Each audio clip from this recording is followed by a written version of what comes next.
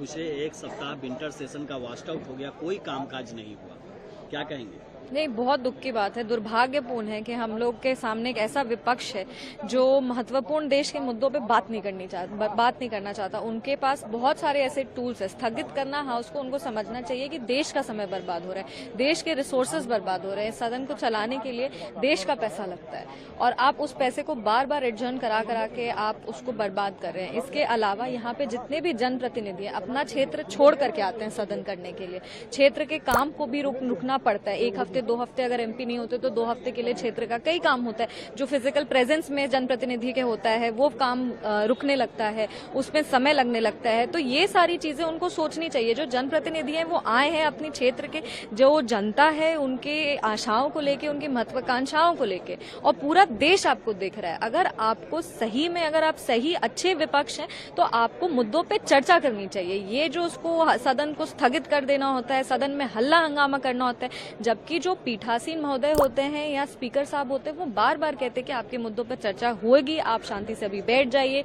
Constructive criticism जो होता है, जो फ्रूटफुल क्रिटिसिज्म होता है वो करिए, पर ये सुनते ही नहीं है। हल्ला पे हल्ला, चिल्ला चिल्ली, और हमें बस ये लगता है कि ये एक अच्छा विपक्ष नहीं है। ये वो विपक्ष नहीं है जो देश के हित में काम करना चाहता है। बहुत बार ऐसा होता है कि सरकार और विपक्ष साथ में मिलकर देश के मुद्दों पर चर्चा करती हैं, उसका हल निकालती हैं, एक मिडिल पाथ निकालती हैं और उस तरह से देश में काम होता है। पर यहाँ पे जो विपक्ष है वो किसी भी तरीके के बात को सुनने के लिए तैयार नहीं है और वो लगातार देश का समय, देश के रिसोर्सेज को और जो जनप्रतिनिधि हैं उनको बिना मतलब का यहाँ पे समय बर्बाद करने का काम किया जा रहा है।